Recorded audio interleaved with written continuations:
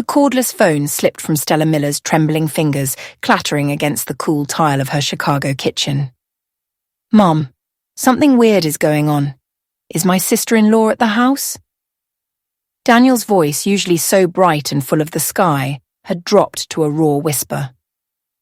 Stella's gaze flickered to the closed bathroom door upstairs, where she could still hear the hiss of the showerhead. "Yes," she'd answered, her voice tight with confusion. "She's in the shower right now." Then came the words that twisted her gut into a cold knot. "That's impossible because I'm holding her passport in my hands. She just boarded my flight to France." As Daniel's devastating admission echoed in the sudden, sharp silence of the house, Stella heard it, the soft footfalls directly behind her, and the voice, so familiar, yet in that instant, utterly alien. "I'm glad you're here." This morning began like any other, a quiet rhythm Stella had come to cherish since her husband Robert passed 10 years ago. Her eldest, Stephen, an architect lost in blueprints, had left for work before dawn. Her grandson Matthew, that clever 7-year-old whirlwind, was already scooped up by the school bus. It was just Stella and Sarah, Stephen's wife, in the comfortable, aging house. Stella had been at the sink, the last of the breakfast dishes sudsy in her hands, when Sarah's soft voice drifted down the stairs. "Mom, I'm going to take a quick shower, okay?" Stella had nodded, a warm smile touching her lips, before drying her hands on her apron. As she reached to put away the last plate, the landline shrilled, shattering the morning peace. It was Daniel, her youngest, her pilot, his cheerful voice a warm hug through the receiver. "Mom, just calling to say hi. Got a layover at the airport." Daniel, always soaring, fulfilling that boyish dream of the skies. Stella beamed, asking about his flight, his day. He laughed, loud and free, assuring her all was well. But then, a subtle shift in his tone, a hesitation. "Hey, Mom," he started, the cheer gone, replaced by an odd tremor. "Something really weird happened. Is my sister-in-law at the house?" Stella frowned, glancing toward the sound of running water upstairs. "Of course, son. Sarah's taking a shower." Less than 10 minutes ago, Sarah had been right there, in her usual white blouse. How could she be mistaken? A long silence stretched across the line, heavy with Daniel's breathing. Then his voice, sobered, edged with astonishment. "Mom, that's impossible. I have her passport right here in my hand. She just got on my flight to France." Stella laughed, a brittle, disbelieving sound. "Oh, son, you must have seen wrong. I just saw Sarah." She tried to calm him, to explain, but Daniel didn't offer his usual light-hearted retort. Instead, his words came out slow, deliberate, as if he were piecing together a terrifying puzzle in his mind. After all passengers had boarded, he'd run back for forgotten papers. By chance, near the gate lay a passport. He'd intended to hand it to airport staff, but when he opened it, he froze. The photo was Sarah, the name clear as day, no mistake possible. Stella's heart hammered against her ribs, a frantic bird trapped in a cage. "Stay calm." "Are you sure, Daniel? That passport could belong to someone else." A thorn of unease, sharp and cold, pricked her skin. Daniel sighed, his voice a disorienting blend of bewilderment and iron certainty. "Mom, I just went down to the passenger cabin to check. It's her. She's in first class next to a man who looks very rich and elegant. They were talking very closely, you know, like they were a couple." His words struck like a physical blow. Stella stood rigid, clutching the phone, her head spinning. Like they were a couple. Impossible.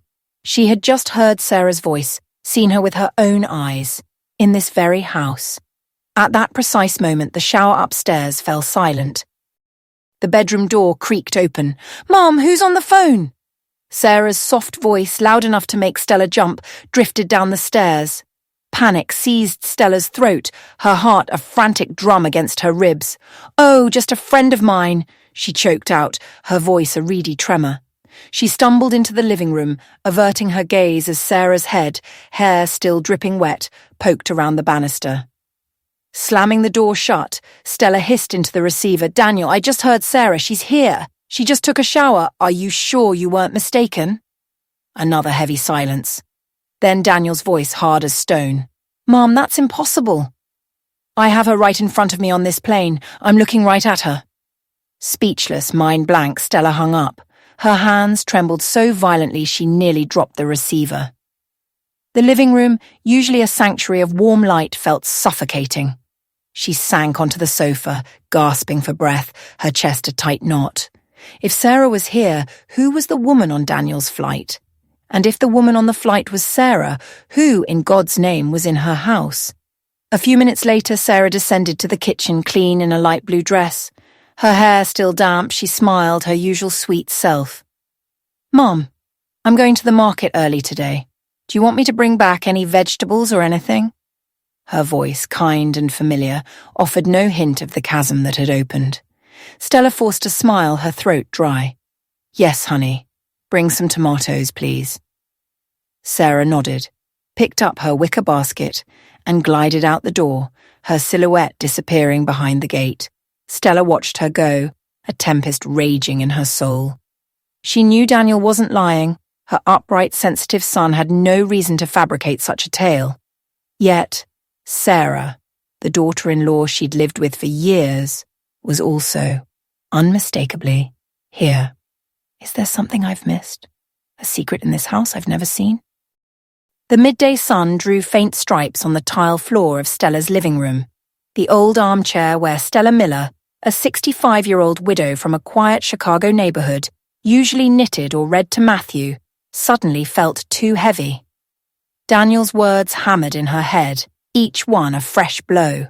She looked at the family photos, Stephen and Sarah's wedding, newborn Matthew, Daniel's radiant smile in his pilot uniform. All those cherished memories blurred behind a sudden terrifying fog of doubt. Sarah, her daughter-in-law, had always been a model of perfection, pretty, hard-working, impeccable. Stella remembered their wedding, a joyful celebration in her parents' backyard. Sarah, though not wealthy, had exuded an innate confidence, a bright gaze that promised a wonderful wife and mother. Stella had always considered herself lucky. Now, gripping the edge of the tablecloth after Sarah left, Daniel's call forced her to re-examine what had once seemed normal. There were days Sarah left for the market or a friend's house only to return, different. One day, all sweetness, hugging Matthew. The next, a sharp word for Stella, a sudden inexplicable mood. Stella had dismissed them as the whims of a young woman. Not anymore. Her heart twisted, scrambling all the memories she held dear. She recalled an incident months ago. Sarah, writing a grocery list with her right hand, her script neat and careful. But the next day, she'd used her left, the handwriting sloppy, unfamiliar. When Stella asked, "Since when do you write with your other hand, honey?" Sarah had laughed. "Oh, just practicing for fun, Mom." Stella hadn't thought twice. Now that detail was a sliver of glass in her mind. A sudden rumble shattered her thoughts. The front door burst open. Matthew, backpack bouncing, catapulted into her arms. "Grandma, the teacher praised me today," he chirped. "My drawing was so good." Stella stroked his head, forcing a smile, the weight in her chest relentless. Matthew, settling beside her, pulled out his notebook. "Grandma, look. Yesterday, Mum helped me with my homework with her right hand. Really pretty. But today she wrote with her left, and it came out messier." He pointed, one page of neat letters, the other a jumble of crooked script. "Your mum must have been busy today, honey," Stella said, trying to mask the ice that spread through her veins. "Probably tired." Matthew looked up, his innocent eyes wide. "Grandma, my mum is really weird. Some days she hugs me really, really tight, but other days she doesn't even look at me." "Grandma, you promised." My grandson's words, sharp as shards of glass, pierced through me. I pulled him into a hug, stroking his hair, a hollow comfort when my own thoughts were spiraling into a Gordian knot. Just then, the doorbell chimed, a brittle sound that echoed in the sudden silence of the house. I opened the door to find Linda, my dear neighbour, holding the glass dish Sarah had returned to her yesterday. Her smile was as bright and warm as ever, but her eyes, those kind, discerning eyes, held a flicker of something unasked. "Stella, your daughter-in-law is so lovely," she began, her voice a gentle inquiry. "But yesterday I noticed she gave me the dish with her left hand. I thought you said she was right-handed, didn't you? How strange. Or perhaps she's ambidextrous." I forced a smile, a mask over the tremor in my chest. "Maybe she is, Linda. Won't you come in for some tea?" She nodded, stepping across the threshold, but her comment clung to me like a stubborn burr. It wasn't just me then. Even the neighbours were starting to notice the subtle, unsettling shift. We sat in the living room, the clinking of teacups a fragile counterpoint to my racing thoughts. We chatted about the weather, about local gossip, about anything and nothing. The moment her farewell echoed, I collapsed onto the sofa, a hand pressed against my heart. The world, I felt, was crumbling around me, and I was frozen, powerless. That afternoon, watering can in hand, I sought solace in the garden. The sun dipped low, stretching the shadows of the ancient oak like long, searching fingers across the lawn. The daisies, years of tender care blooming in their vibrant petals, offered no balm to my soul. Matthew's pained words, Linda's soft questioning, and Daniel's curt voice on the phone, they spun in my mind like pebbles dropped into a still lake, the ripples expanding, refusing to cease. Was I, at my age, too old to see the strangeness unfolding within my own four walls? Or had I deliberately, desperately turned a blind eye, clinging to the happy family portrait I had always envisioned? Sarah returned from the market, her wicker basket swaying, but it wasn't the basket that caught my eye. It was her left hand clutching the handle. I remembered vividly every small detail, the way she'd chop vegetables with her right, the gentle brush of her right hand as she combed Matthew's hair. I stood, watching her place the basket on the kitchen table, and my voice, barely a whisper, broke the silence. "What did you buy, Sarah?" I tried for casual, but a fresh wave of suspicion, cold and insistent, was rising within me. She turned, her smile polite, almost practiced. "Yes, Mom. I brought some tomato, cilantro, and some fresh fish. I'm going to make that grilled fish you like tonight. Sound good?" Her voice was as soft as always, but I could not unsee her hands. The left one, not the right. I nodded, turning to a pretense of cleaning the table, my heart hammering against my ribs. Was I unraveling, or were these tiny, incongruous details trying to tell me something terrible? Dinner, a tableau of strained normalcy, gathered us around the table. Stephen, tired from work, still managed to smile for Matthew, asking about school. Sarah ate with a delicate precision, then turned to Stephen, her voice a calm reminder. "Honey, next week is Matthew's parent-teacher conference, so make sure to save the date, okay?" I watched her searching for the daughter-in-law I had so recently admired, but Daniel's words echoed in my head. "She's sitting in first class next to a man." I bit my lip, trying to swallow the anguish, but it felt like a stone lodged in my throat. Just 3 days later, the fragile veneer shattered. Matthew, in a moment of childish clumsiness, knocked over a glass of water, showering the tablecloth.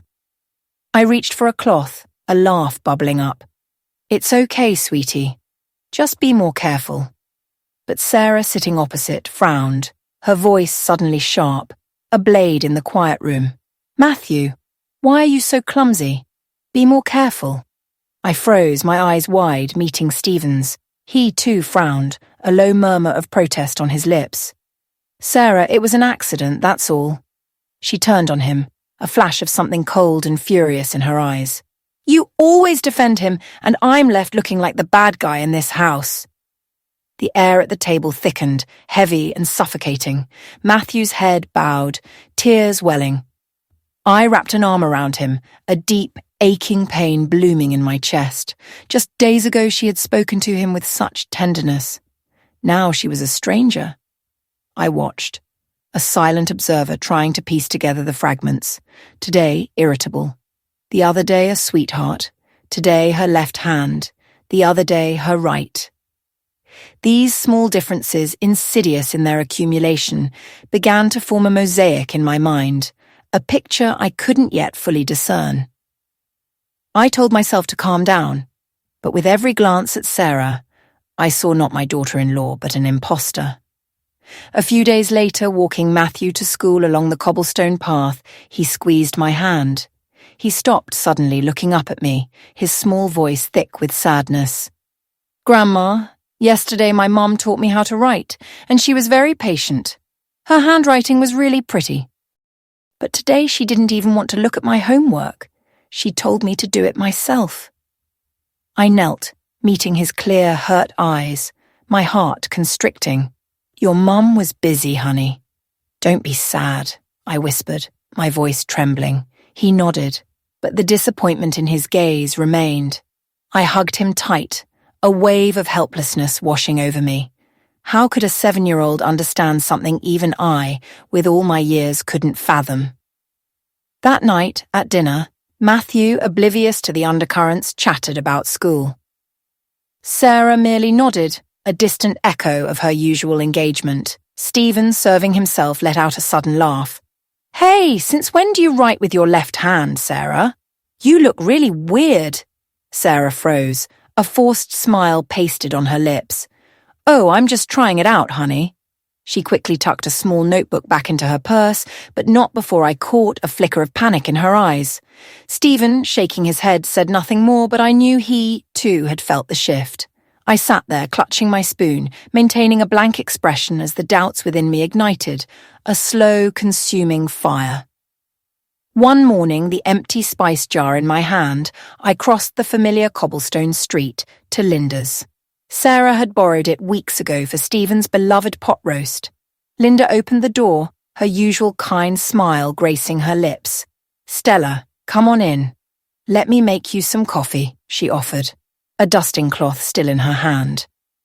I'd planned to thank her and leave, but she drew me into her kitchen, to a wooden chair that felt too warm. The scent of roasted coffee filled the air, but I found no peace. Linda looked at me, her eyes clouded with an unspoken concern, and lowered her voice. "Stella, don't be angry at what I'm about to say. Has your daughter-in-law had a change of character? One day she greets me so happily, even asks about my kids, but yesterday she passed by here. I waved at her and she completely ignored me, like she didn't know me." Linda's words were another stone dropped into the turbulent waters of my heart. I forced a smile. "She must have been in a hurry, Linda. You know how young people are these days." Inside, I was a wreck. Linda wasn't one for idle gossip. She was a sensitive soul who noticed everything. If even she saw the strangeness in Sarah, then my suspicions were no longer phantom fears. I lingered a little longer, sipping the now cold coffee, and left with a heavy heart. On my way back, I stopped at David's bakery, where I always bought Matthew's donuts. David, kneading dough behind the counter, smiled when he saw me. "Mrs. Stella, what are we getting for the champ today?" As he handed me the familiar sugary treats, he added, "You're Stephen's mom, right? His wife came in the other day, so nice. She even told me how delicious my bread was. But this morning, she came again with a real scowl on her face. Bought the bread, didn't even say thank you, and left straight away." I stood frozen, my fingers tight on my bag. "She must have been tired, David," I managed, my voice a thin tremble. I thanked him quickly and hurried out. David's words, sharp and sudden, were another knife twisting in the knot of doubt that grew ever tighter inside me. At home, I made a cup of tea and sat on the porch. The wind whispered through the garden, carrying the faint scent of daisies. I looked down the street, the path Sarah always took to the market. Suddenly she appeared, her grocery bag swinging. "Good afternoon, Mom," she said, her voice dry, devoid of the smile, the joy of yesterday's boasting about a good deal on cilantro. I nodded, a low murmur of "you're back" escaping my lips. But inside, I couldn't help but watch her. Really watch her. The navy blue blouse she wore today was not the white one she'd left in. I asked, my voice feigning lightness, "Why did you change your blouse?" Sarah hesitated, a beat too long, then offered swiftly, "Oh, I got a stain on it and had to change." A half smile, then she vanished into the kitchen. I sat there, the teacup cold in my hands, a crushing weight in my chest. Linda's words, David's words, and Sarah's hurried explanations, they forced me to confront what I had been so desperately trying to ignore. That night at dinner, Matthew's cheerful voice filled the air, recounting his school day. Sarah merely nodded, a distant echo of her usual engagement. Stephen, observing her, asked, "Are you done eating? So your mum can clear the plates?" Matthew turned to me, his innocent eyes wide. "Grandma, my mum didn't sing me to sleep tonight. Yesterday she did sing me the old song you always sing to me, and it sounds so pretty." I looked at Sarah, who continued to serve herself, seemingly unhearing. But Matthew's words were a pinprick that burst the dam. That lullaby, "You Are My Sunshine," the one I'd sung to Stephen and Daniel, the one only Sarah and I knew in this house. Why had she sung it yesterday and not today? Why this sudden unnerving transformation? I rose to clear the plates, my mind no longer tethered to the present moment, but spiraling into a terrifying unknown. The memory pricked, sharp as a needle, Sarah leaving. That day she'd said a friend, but her eyes, when she returned, held a strange, unreadable glint. Another time, a lavish bouquet of fresh flowers, gifted by this same unseen friend. Then, the ice. "Where did you go today getting back so late?"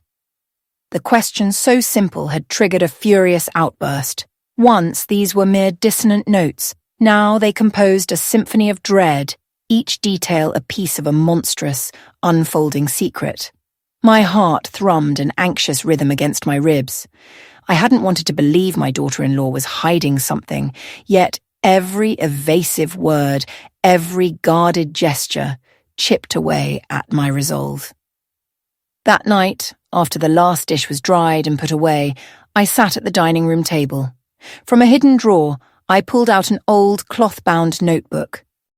My hand trembled as I uncapped the pen, the first line scratching against the paper. 3 p.m. Sarah leaves for the market, returns at 6, blue blouse, irritable. What was I doing? I didn't know, but I couldn't pretend any longer. I kept writing, a desperate catalogue of disparities. Yesterday, sang Matthew to sleep, tender. Today, cold, didn't sing. Each stroke of the pen felt heavy, etching my fears into stark reality. The notebook slowly filled, a damning portrait of my mounting doubts, a mosaic of suspicion I was terrified to complete. I sat there, the notebook lying open, a leaden weight in my lap. These thoughts, these swirling anxieties, were too much to bear alone. They crashed like relentless waves, leaving me stranded in a sea of confusion. I needed a confidant, someone who would listen without judgment, who wouldn't jump to conclusions. Linda, my soulmate, my anchor. We'd shared secrets since childhood, knitting under the old oak, intertwining our lives with yarn and whispered truths. My fingers fumbled for the phone, my voice a fragile tremor when she answered. "Linda, are you free this afternoon? The corner coffee shop, I need to talk." Linda's voice, warm and reassuring as ever, instantly agreed. "Stella, I knew something was wrong. Wait for me. I'm on my way." A small exhale of relief escaped me, but the knot of worry in my stomach remained. I wrapped my old shawl around my shoulders, its familiar weight a meagre comfort, and walked towards the little coffee shop where Linda and I had woven so many joys and sorrows. The scent of dark roasted coffee still hung in the air, a familiar embrace. I chose a dim corner table, hoping its shadows would shield our secrets. Clutching the hot coffee cup, my hands were warm but my soul felt frigid. How would I begin? How could I confess this gnawing doubt about my own daughter-in-law? Linda arrived, a light sweater draped over a shopping bag brimming with fresh vegetables. She settled into the opposite chair, her gaze, sharp yet affectionate, piercing through my carefully constructed facade. "Stella, just by looking at your face, I know something serious is wrong. Spill it. What's got you so troubled?" I drew a ragged breath, the words catching in my throat, each one a sharp splinter. I summarized everything, a hurried cascade of fears. The strange call from the airport, Sarah's passport, the identical woman on the plane, and all the tiny inconsistencies I'd meticulously recorded, from her sudden shift in handedness to her wildly fluctuating moods. I pushed the notebook across the table. Look, I wrote it all down. I don't know if I'm imagining it, but I can't ignore it anymore. Linda's brow furrowed as she turned the pages, her finger tracing my trembling script. You've noticed everything, Stella, she murmured, her voice strangely flat. Every time she leaves and comes back, it's like two different people. What do you think is happening?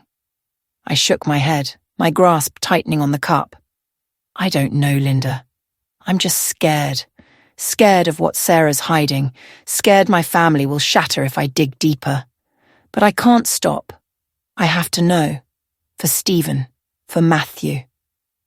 Linda set her cup down, her eyes now burning with a fierce resolve. Women aren't easily fooled, Stella. What does your gut tell you? There's something fishy here. You have to get to the bottom of it. My voice dropped to a whisper laced with trepidation. But what if I'm wrong? What if I hurt Stephen? Linda's response was firm, cutting through my fear. Trust your instincts. If you don't uncover the truth, you'll live with this doubt forever. And you won't be able to protect Matthew or Stephen. Just then, Mrs. Mary, the familiar vegetable vendor from the market, entered the coffee shop. Her eyes lit up as she recognized me. Mrs. Stella, what a coincidence. Last week I saw your daughter-in-law at the market. She greeted me so nicely, even bought an extra bunch of cilantro. But this morning she was completely different, so serious. Didn't even say hello, just bought her vegetables and left. Is something wrong with her? A forced smile stretched across my lips. She must be tired, Mary. But inside I was suffocating. Another witness to Sarah's strange duality. I nodded my thanks to Mrs. Mary, watched her leave, then turned back to Linda, panic surely blazing in my eyes. Linda reached across the table, taking my hand. Her voice softened. You see, Stella, it's not just you. Even the neighbours notice. Don't hide from it any longer. Keep writing everything down. And if necessary, you'll have to follow her. Not to harm her, but to protect your family. I nodded. But my heart sank. Linda was right, I knew it. But the thought of shadowing my own daughter-in-law, a spy in my own home, felt like the ultimate betrayal. My whole life I had nurtured this family. Now I was being asked to investigate it. That afternoon I returned home, my thoughts a tangled mess. Sarah emerged from the house, her familiar blue market basket swinging at her side. Mum, just heading to the market for a moment, she said, her voice soft, innocent. I nodded, a silent observer. The moment she disappeared behind the gate, I pulled out my notebook. 3 p.m. Sarah leaves for market. Blue basket. Normal attitude. I stood by the window watching the clock hands crawl. At 6, Sarah returned, but the basket she carried was red. My breath caught. Did you change baskets? I asked, trying to sound casual. She offered a quick, practiced smile. Yes. The other one broke. A friend lent me this one. I nodded again, though my hands trembled as I added to the notebook. Returns at 6 p.m. Red basket. Voice rushed. The notes accumulated, each line a step closer to a truth I might not want to find, and a step further from the image of the loving, trusting mother I once was. On the weekend, Stephen left early for overtime, and Matthew was at a school activity. The house fell silent, save for Sarah and me. I busied myself cleaning the dining room table, desperate to occupy my hands to ward off the insidious doubts. Then Sarah came downstairs, a pale yellow floral dress flowing around her, looking as radiant as she had in her first days of marriage. Mum, I'm just going to the market, she announced, her voice sweet. She picked up her wicker basket and walked out. I offered a bland smile, but an insistent voice echoed in my head. Follow her, Stella. Find the truth. I didn't hesitate. I grabbed my old shawl, pulling it up to obscure my face, and slipped out of the house, maintaining a safe distance. The sun beat down, sweat prickling my back, but I barely registered it. I had to know where she was truly going, what she was truly doing. Sarah moved swiftly down the cobblestone street that led to the market. But then, instead of turning right, the usual path, she veered left, into a narrow alley behind an industrial complex. The buildings were ancient, cramped, their paint peeling, tin roofs rusty with age. My heart hammered. I slowed, hiding behind a cluster of rusty bicycles. Sarah didn't look back. She continued deeper into an even narrower passage where the sun's rays barely penetrated. I ducked behind an auto repair shop, its owner engrossed in tightening bolts. Sarah stopped before an old, weathered wooden door. She knocked softly, then slipped inside and vanished. I stood there gasping for air, my head reeling. What was my daughter-in-law doing in such a place? This was no market, no friend's house. An urge to confront her, to bang on that door and demand answers surged through me. But my feet felt rooted to the spot. I was terrified of the truth, terrified that whatever I unearthed would shatter everything. In the end, I turned and walked home, each step heavier than the last, brimming with unanswered questions. The moment I pushed open the gate, I froze. Sarah stood in the kitchen, casually chopping vegetables, now wearing a crisp white blouse, utterly different from the floral dress she'd left in. A frown creased her brow as she looked at me, her eyes cold, piercing. "Where did you go, Mom? Just getting back now?" I stood rigid, my mouth suddenly dry, unable to utter a single word. Only minutes ago I had watched her enter that dark alley in a yellow dress. How could she have returned so quickly? And the blouse. I just went for a walk, I stammered. Sarah nodded, saying nothing more, but her gaze sent a shiver down my spine. I escaped to my room, feigning a search for something, but really, it was to flee her unsettling presence, to calm my own racing heart. That night, as I knitted, Matthew burst into my room, his cheeks flushed from play. He clung to my legs, sobbing, "Oh, Grandma, Mama yelled at me today just for dropping a pencil. She wasn't like yesterday. Yesterday she was so nice, she even hugged me." I gathered Matthew into my arms, stroking his hair, a silent fire burning within me. "Your mum was tired, sweetie. Don't be sad," I whispered, but my voice wavered. Matthew buried his face in my shoulder. "Oh, Grandma," he sobbed. "I want yesterday's Mama." I held him tighter, the threat of my own tears pressing at my eyelids. My grandson's words, sharp and sudden, were not whispers of doubt but deep cuts, carving the suspicions I fought to suppress into raw, undeniable truths. Sleep became a forgotten luxury. That night, I lay rigid, eyes wide to the ceiling, a relentless reel replaying in my mind. Sarah. First in the floral dress, vanishing into the alley's hungry maw, then Sarah again, bathed in the kitchen's stark light, a white blouse clinging as Daniel's. Voice echoed a chilling confirmation. She's on my flight. Driven by a fear I refused to name, I pulled the worn notebook from the drawer. My pen hovered, then etched a sentence I didn't dare believe. Maybe they are not the same person. The words felt like a curse, cold on the page, and a tremor ran through me. By dawn, clarity, born of desperation, settled. I would return to that alley. The gnawing uncertainty had become unbearable. I clutched the framed family photo, the one from the living room, Sarah's radiant smile a phantom beside Stephen and little Matthew, and stepped out, dread and grim resolve warring in my chest.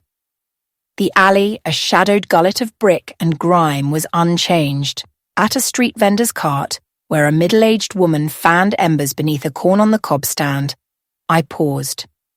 "Excuse me," I began, holding out the photograph. "Have you seen this young woman around here?" Her eyes, sharp as pinpricks, scanned the image, then lifted, her finger pointing with unnerving certainty. "Oh yes, of course. She goes in and out of their house number 14. All the time." My heart hammered against my ribs, a trapped bird. Number 14, with its stained walls, the sickly peeling green paint of its door, and a single withered daisy clinging to a pot on the sill, loomed before me. My hands shook. The world seemed to hold its breath. Each knock on that door was a hammer blow against my own chest. It opened slowly, revealing a woman who stole my breath. Her face, her frame, the spill of her long black hair identical to Sarah's. Only her eyes wide with a raw, unprotected fear, and her trembling hands, white-knuckled around a rag, spoke of a different soul. "Sarah," I stammered, my voice a brittle thing. The girl's grip tightened on the rag. She began to pull the door shut, but a new voice, impossibly soft yet firm, drifted from within the house. "Isabella, don't hide anymore. You also know this is wrong." My gaze lifted. Standing behind the doppelganger, emerging from the dim interior, was a thin young woman with her hair severely pulled back. Her eyes held an intelligent kindness. She offered a small, weary smile. "Let me introduce myself. I'm Lucy Valera, Isabella's roommate. Mrs. Stella, please come in. It's time you knew the truth." I swallowed hard, forcing my shaking legs to carry me across the threshold of that small, cramped tin shack. The air hung heavy with the faint tang of disinfectant, mingling with the dust motes dancing in the slivers of light. Cracked concrete stretched beneath my feet. In a corner, an elderly man coughed weakly, a skeletal figure beneath a threadbare blanket on an old cot. The space pressed in, suffocating, yet I walked deeper, collapsing onto the splintered wooden chair Lucy indicated. The woman, the spitting image of Sarah, dipped her head. Her confession was a whisper against the omnipresent silence. "Forgive me. I'm not Sarah. My name is Isabella." My mind reeled, a whirlwind of disbelief. Isabella. The name was alien, yet the face was terrifyingly familiar. I clasped my hands together, fighting for control, for a steady voice. "Explain to me," I demanded, "why you look so much like my daughter-in-law and why you show up at my house." Isabella's gaze lifted, swimming with guilt, but she offered no immediate answer. It was Lucy who sat beside her, pouring water from a chipped plastic pitcher, her voice calm and clear. "Isabella is very poor, Mrs. Stella. Her adoptive parents are gravely ill, especially the gentleman you see there." Lucy gestured toward the coughing man. "A few years ago, Isabella met Sarah by chance at a market. They were identical. Sarah saw an opportunity. She proposed that Isabella pretend to be her, to replace her for a few hours whenever she needed. Isabella's head was bowed again, her knuckles white as she squeezed the rag. She didn't want to," Lucy continued, "but Sarah paid her very well. Her family desperately needed the money for medicine." I pressed, disbelief warring with a dawning horror. "Replace her for what?" "Why would Sarah need someone to impersonate her?" Isabella finally spoke, her voice a reedy whisper. "I don't know everything, Mom. She just told me, you just stay in the house for a few hours, do some things, go to the market, take care of the boy." And that was it. She gave me money, a lot of money, enough to buy my parents' medicine. I didn't dare to ask for more. Her head sank lower, and tears streaked her face. Every discordant detail from the past months, the suddenly unfamiliar handwriting, the jarring shifts in Sarah's demeanor between sweet and sour, the voice that could be honeyed one moment and cold the next, slammed into place. It was the final piece of a puzzle I had deliberately refused to see. Lucy leaned forward, her gaze sharper. "I don't know if this helps, but once I saw Sarah with a very elegant man. His name is Victor Quinn. I heard them in a coffee shop, calling each other my love. Very affectionate. Isabella was waiting outside in the car, not understanding anything then. The name Victor Quinn was a knife twisting in an old wound. Daniel's words. She's sitting in first class next to a rich man, echoed with chilling precision. The small room began to spin. I tried to steady myself, but my hands trembled, knocking over the glass of water. Lucy moved to clean it, but I shook my head. my voice catching. Sarah is she cheating on my family? Isabella's composure shattered. She wept openly. Forgive me, Mum. I didn't want to hurt anyone. I just wanted to save my parents. I looked at this woman, Sarah's mirror image, her eyes clouded with profound pain and regret. Anger, a fierce protective beast, clawed within me, demanding to be unleashed. But looking at Isabella, all I felt was a crushing pity. She wasn't the orchestrator, she was merely a pawn in Sarah's cruel game. Everything I thought I knew was crumbling. I pushed myself up, striving for a firm voice. Isabella, do you know where Sarah is? Do you know what she does when she asks you to impersonate her? She shook her head, tears still falling. I don't know, Mom. She just told me to do what she asked, and that she would pay me. I didn't dare to ask for more. Lucy laid a comforting hand on Isabella's shoulder, then turned to me. Mrs. Stella, I know this is very painful for you, but Isabella is also a victim. She had no other choice. My gaze swept the humble room, landing on the weak, rattling cough of the man on the cot. I understood Isabella's desperation, yet it did nothing to lessen the profound sense of betrayal. My fists clenched, tears burning behind my eyes. I don't blame you, Isabella, but I need to know the truth. I need to protect my son and my grandson. I stood feeling the weight of the world pressing down. Thank you, Lucy, for telling me the truth. I'll be back.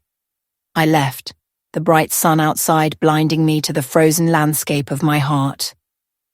The next morning, an unseen current pulled me back to that alley, to the stained walls and peeling door of House 14, now a haunting obsession. The sun blazed, yet an icy wind of unresolved doubt whipped through my soul. I knocked, clinging to the family photo as if it were a fragile talisman against the truth. This time, Isabella's fear seemed muted. She opened the door, her shyness still present, but her eyes held a calmer, expectant look. Mrs. Stella, I was waiting for you. Please come in. The familiar scent of disinfectant hung in the stifling air, punctuated by the man's weak cough. I took the old wooden chair, watching Isabella. She wore a simple blouse, her hair loosely pulled back, looking tired but no longer terrified. Isabella, I began softly, I want to meet your adoptive mother. I need to understand all of this better. She nodded, leading me to a dim corner where a frail woman lay in bed, her white hair framing a face etched with a lifetime of struggle. Her cloudy eyes stared upward, fixed on some distant point. This was Felicity Morris, Isabella's adoptive mother. I took her thin hand. I'm Stella Miller. I introduced myself, my voice a tremor. Stephen's mother, Sarah's husband. Felicity's breathing was shallow. Her voice, a fragile whisper, emerged. Isabella. She's not my biological daughter. She's a child I adopted when she was a newborn. The words hit me like a physical blow.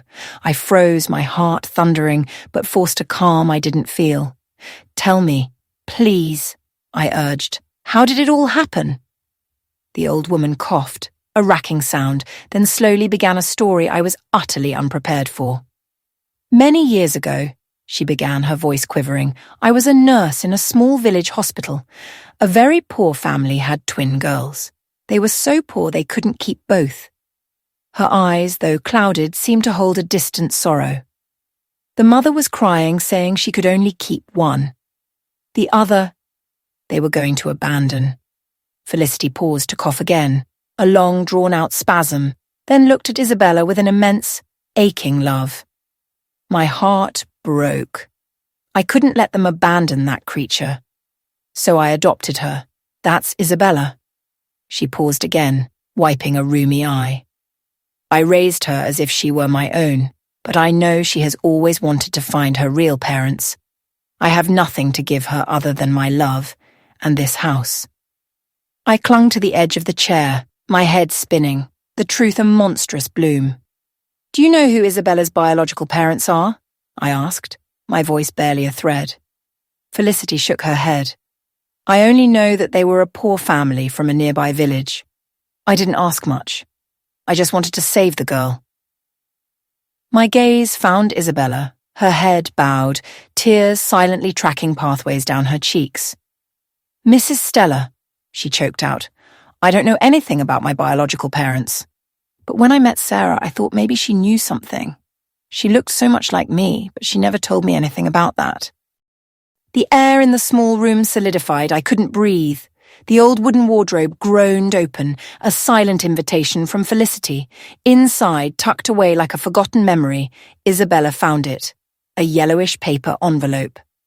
When she handed it to me, my fingers trembled around the hospital papers within, bearing a date of birth that instantly froze my heart. Isabella's birthday. It was the same date, identical in every digit to the one etched on Sarah's marriage certificate to Stephen.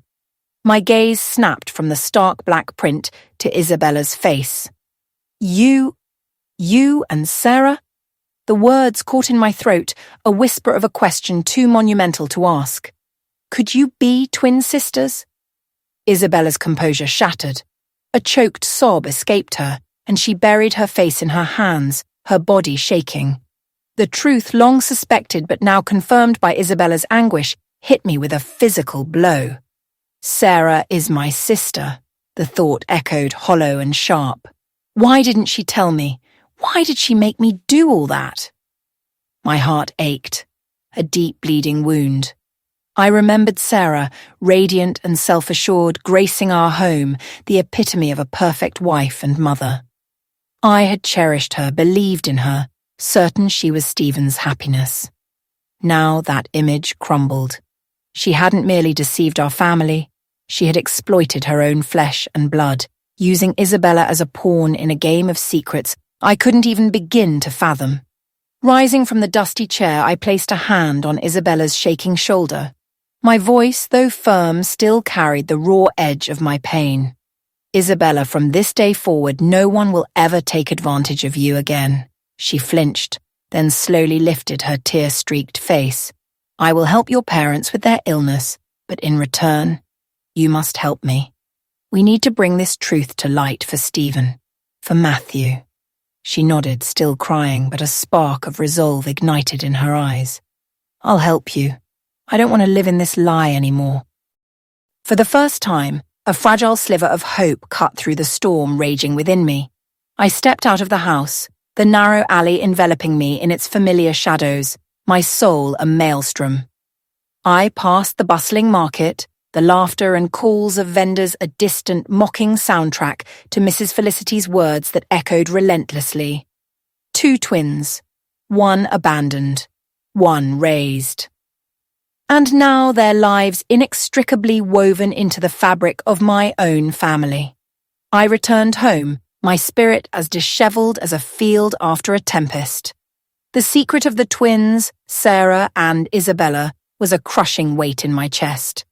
I stood at a terrifying precipice, confront my daughter-in-law, the architect of this deception, and shatter Stephen and Matthew's world. That night, Daniel answered my call. My voice was steady, despite the tremor in my heart.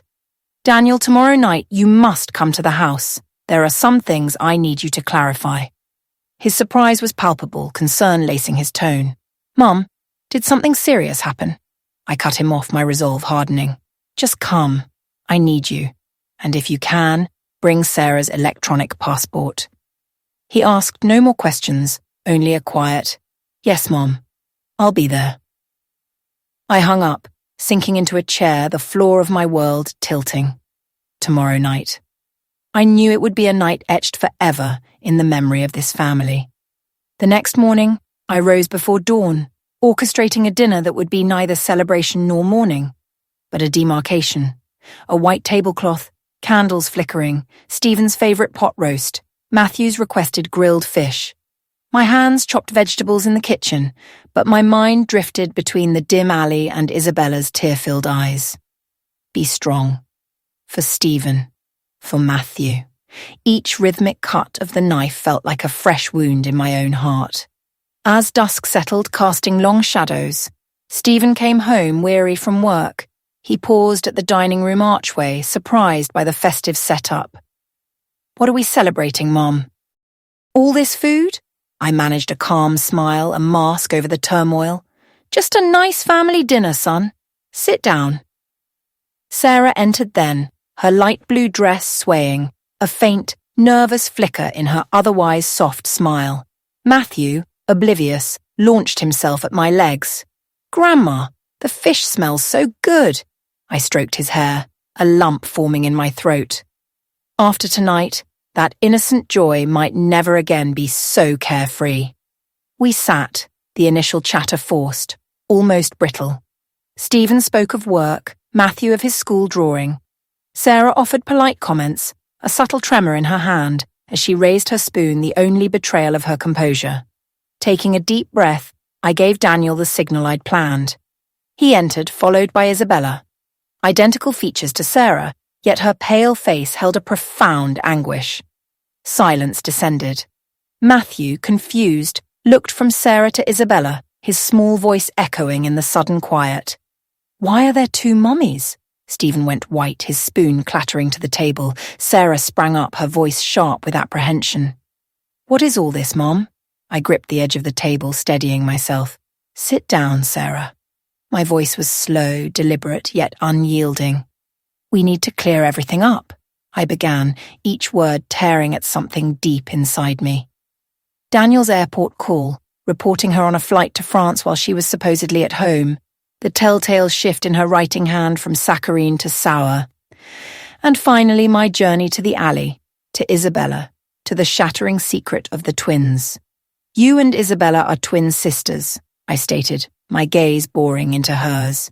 "You used your sister to hide the truth. Tell us. What is the truth?" Sarah's face drained of colour. She screamed, a desperate, baseless defence. "You're making this up to humiliate me. How dare you?" Daniel stepped forward, slamming a stack of papers onto the table. "This," he announced, his voice like flint, "is a copy of the electronic passport with entry and exit stamps for France. You cannot be both at home and flying across an ocean at the same time." Sarah stared at the documents, her lips compressed, speechless. Then Matthew, sitting beside her, his innocent voice laced with a sudden painful insight, piped up. "It's true, Grandma. Some days my mommy is an angel, and other days she's very mean. I don't like the mean mommy." My grandson's words were a fresh stab, and I fought back tears. The air in the room grew thick, suffocating. I nodded subtly, and Lucy, who had quietly entered through the back, stepped forward. Her gaze, sharp and unwavering, swept over them all. I saw Sarah with Victor Quinn. They called each other my love, and she's the one who hired Isabella to impersonate her and deceive the family. Stephen turned to his wife, his voice raw, choked. "Is it true, Sarah? Tell me, is it true?" Sarah's silence stretched, palpable, then she erupted a torrent of fury. "Yes, it's true. I have a lover. I'm sick of this poor life, sick of being your daughter-in-law. Victor gives me a life 100 times better. And you, Stephen, you're useless." Her words exploded in the room, a devastating bomb. Stephen stood frozen, his fists clenched, knuckles white. Matthew burst into tears, running to me, his small voice trembling. "Grandma, what did my mommy say?" I held him tight, tears finally streaming down my face. I looked at Sarah, her eyes were cold, devoid of all remorse. Stephen finally found his voice, a raw tremor. "Sarah, do you really think that?" She turned away, offering no answer. Isabella, until now a silent, anguished presence, spoke. Her voice was low yet clear, cutting through the wreckage. "Sister, you didn't have to hurt them like this. I only wanted to help you, but I never knew you would go this far." Sarah glared but remained silent. Then she simply turned and walked out, the slamming door echoing the finality of her departure, leaving behind a profound, aching silence. After that night, my home felt hollowed out, bereft of its former life. The living room, once vibrant with Matthew's laughter and Stephen's conversations, now held a suffocating quiet. All my life, I had built a family. Now I felt like a survivor of a hurricane, standing amidst the rubble of everything I had so carefully nurtured. Sarah's bitter words had left Stephen with a vacant stare, Matthew with innocent tears. Everything had changed. Forever. A week later, Stephen and Sarah went to court. I stayed home, but Stephen recounted it later, his voice dry as if his soul had been sucked away. "Mum, she didn't even look at me. Or Matthew. She just signed the papers and left with that man, like we'd never existed." I took his hand, fighting back my own tears. Sarah hadn't even asked for custody of Matthew, as if the child had been a mere prop in a play she had grown tired of. My heart ached, not just for Stephen, but for Matthew, a 7-year-old who deserved none of this. "Don't worry, my son," I whispered, my voice trembling. "I will always be here. Matthew will never lack for love." But I knew then this wound would fester for a long, long time. Stephen retreated, a ghost in his own house. He spoke little, burying himself in work, or silently watching Matthew play. I saw in his eyes the same profound sadness that had shadowed Robert in his final days. I longed to embrace him, to tell him it would all be okay, but the words wouldn't come. Then, Isabella, a quiet beacon, began to appear. She came each day bringing containers of warm food, sitting with Matthew wiping away his tears when he asked, "Auntie, where did my real mommy go?" I looked at Isabella, at that familiar face, but saw a soul entirely different from Sarah's. She was gentle, patient, always finding a way to draw a laugh from Matthew. One afternoon I saw Matthew run to her, his cheerful voice a melody I hadn't heard in weeks. "Mommy, Isabella, teach me how to draw a little bird." My heart clenched, a strange mixture of surprise and sorrow. He called her Mommy, a carefree smile gracing his face, a smile I thought I might never see again. Isabella laughed, stroking his hair, a new chapter softly, unexpectedly, beginning. "Of course, my love, but you have to draw it very beautifully for me to see." Matthew's innocent words, so raw and pure, cut through me, a balm on the open wound. Tears streamed down my face, not of sorrow, but of a sudden, unexpected hope. For weeks, I'd watched Isabella, not just replacing the shadow Sarah had cast, but weaving herself into the very fabric of our family with a heart so genuine. It stunned me. One evening, the scent of lemon polish still clinging to my hands from the kitchen, Stephen called me into the living room. He stood there, a small shimmering ring clutched in hands that trembled ever so slightly. His eyes, usually so steady, were a tempest of nerves and fierce resolve. Beside him, Isabella's cheeks were flushed, her gaze alight with an almost unbearable radiance. Stephen dropped to one knee, his voice cracking with emotion. "Isabella," he began, barely above a whisper, "I don't want to waste another moment. You've brought light back to me, to Matthew. Will you honour us by becoming my wife and Matthew's mother?" Isabella's own tears began to fall, her eyes darting to mine, silently pleading for an answer. I walked to her, took her trembling hand in my own, and nodded, a gentle affirmation. "You deserve this, honey," I whispered, pulling her into a tight embrace. "You've been part of this family for a long, long time already." Her tears, warm and abundant, wet my shoulder, and in that moment, I knew. The healing had truly begun. Their wedding arrived swiftly, a small, intimate affair blossoming with profound love. I remember standing in the yard, the crimson roses on the fence, a vibrant backdrop to Matthew's delighted laughter in his tiny best man's suit, radiating pride beside his father. My older son, Daniel, flew back from his work trip, his pilot's uniform still smelling faintly of distant skies, his smile as brilliant as the day he first earned his wings, standing steadfast beside his brother. I settled into the front row, tears once again tracing paths down my cheeks. But these weren't bitter tears of loss, they were pure, shimmering jewels of happiness. I watched Isabella, ethereal in her simple white dress, intertwining her fingers with Stephen's, and a profound certainty settled in my heart. My family, after suffering such an elaborate fraud, had finally found its true, sincere heart. Life after that unspooled with a quiet grace. Isabella embraced her new role with gentle devotion, her days filled with warmth and care for Stephen and Matthew. She cooked their favourite meals, her voice a soft hum as she sang "You Are My Sunshine" to Matthew at bedtime, the same lullaby she once sang to her own boys. Every night she'd sit beside Stephen, an unspoken pride in her gaze as she listened to his plans, his dreams. Matthew no longer spoke of another mother. He simply snuggled close to Isabella, a radiant smile on his face, calling her Mom. I would often find myself on the porch late at night, the garden rustling with the gentle whispers of the wind.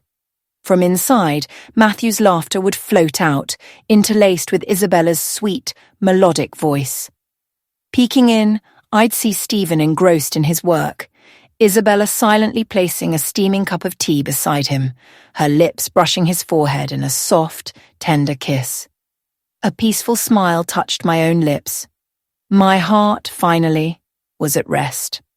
I reflected on the long, winding path from the first prickle of doubt sparked by Daniel's hesitant phone call to the grim discovery in that shadowed alley.